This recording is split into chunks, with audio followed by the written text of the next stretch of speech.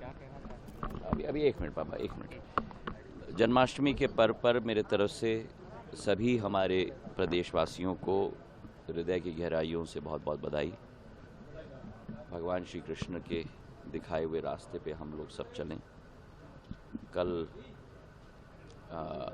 दौरे के बाद स्वयं घर आकर पूजन करने का सौभाग्य मुझे मिला और जीवन में मोक्ष प्राप्ति के लिए सदैव अच्छे कर्म हों, यही सीख हमें मिलती है। उसी के आधार पर हम अपना जीवन यापन कर पाएँ।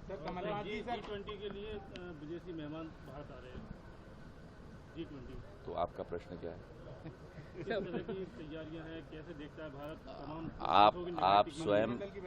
आप स्वयं देख रहे हैं कि G20 की तैयारियां केवल 8, 9 और 10 तारीख तक सीमित नहीं रही हैं।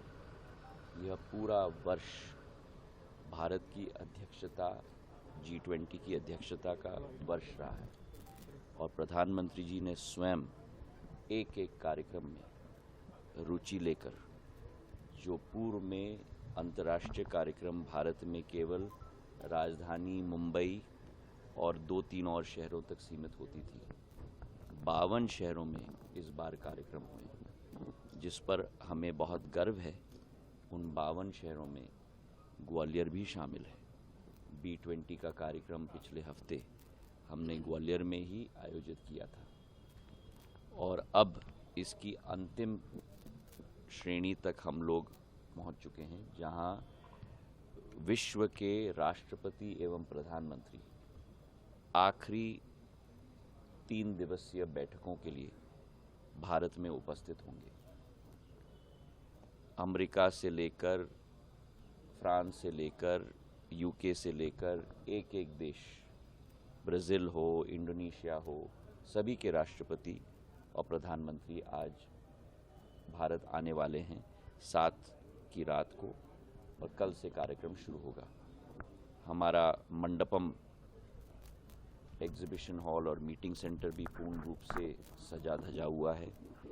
पूर्ण दिल्ली सजी हुई है और मुझे पूरा विश्वास है कि हमारे अंतर्राष्ट्रीय नेतागण अतिथि देवो भव की विचारधारा के देश में स्वयं उनका आगमन हो रहा है और भारत की जनता इसे पर्व के रूप में मनाएगी और वही एक अमिट छाप देश विदेश के नेताओं के दिमाग में केवल नहीं, लेकिन उनके दिल और मन में भी एक अमिट छाप भारत की जनता जरूर छोड़ेगी। सर, एक सवाल है सर, इंडिया गठबंधन अब हो गया भैया, भारत के नाम से आपत्ति होने लगी। इंडिया गठबंधन जिस तरीके से सनातन धर्म पर टीका टिप्पणी कर रही है,